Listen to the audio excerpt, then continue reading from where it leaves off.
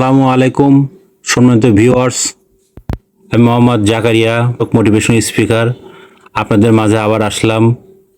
আসলে অনেকে অনেক কমেন্ট করেছে, তার মধ্যে দেখা গেছে যে ঘুমের সমস্যাটাই বেশি। তো সম্মানিত ভিউয়ার্স, আপনারা প্রথম থেকে শুরু করে শেষ পর্যন্ত শুনবেন এবং অবশ্যই সাবস্ক্রাইব করবেন।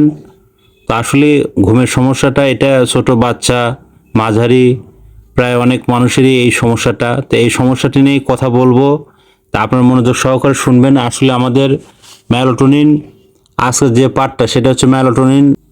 আমাদের মোবাইল ফোনের অতিরিক্ত ব্যবহার বন্ধ করতে অভিভাবকদের রাখতে হবে গুরুত্বপূর্ণ ভূমিকা।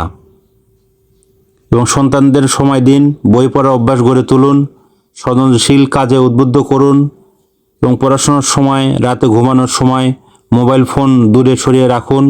একাকিত্ব কাটানোর জন্য জিম করুন, বিকালে হাঁটুন, পার্ক বা অন্য কোনো বিনোদন কেন্দ্রে ঘুরে আসুন, নতুন কোনো কোর্স করুন, ঘরে কাজ বা মা বাবার কাজে সাহায্য করুন, স্মার্ট ফোনের নোটিফিকেশন কাস্টমাইজ করুন, স্মার্টফোন ব্যবহারের সময় কমান। প্রথমে সিদ্ধান্ত নিন 20 বারের বেশি স্মার্টফোন দেখবেন না।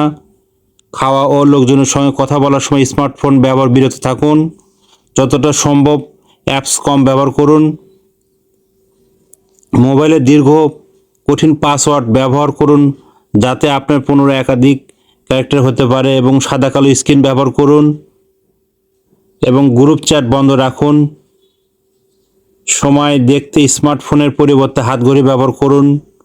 স্মার্টফোনের অ্যালার্ম পরিবর্তনে আপনার অ্যালার্ম ঘড়ি ব্যবহার করুন।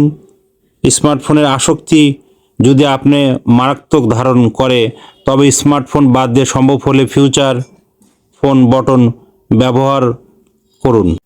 সম্মানিত ভিউয়ার্স, এতক্ষণ যা বললাম আপনারা যদি এটা মেনে চলতে পারেন, যুগের সাথে সময়ের সাথে এখন মারাত্মক আকার ধারণ করেছে এই মোবাইলে আসক্ত নিয়ে। তা আশা করি যে আপনারা এই টিপসগুলো অনুসরণ করবেন, তাহলে ওষুধ ছাড়া আপনাদের ঘুম চলে আসবে। আপনারা নিজেকে ভালোবাসুন, সুস্থ থাকার জন্যে নিজেকে সময় দিন এবং অন্যকে সহযোগিতা করুন। এটা অন্যদের মাঝে শেয়ার করুন, সাবস্ক্রাইব করুন। তো ভালো থাকবেন, সুস্থ থাকবেন। আবার একই সময়ে আবার আপনাদের মাঝে চলে আসব। ধন্যবাদ।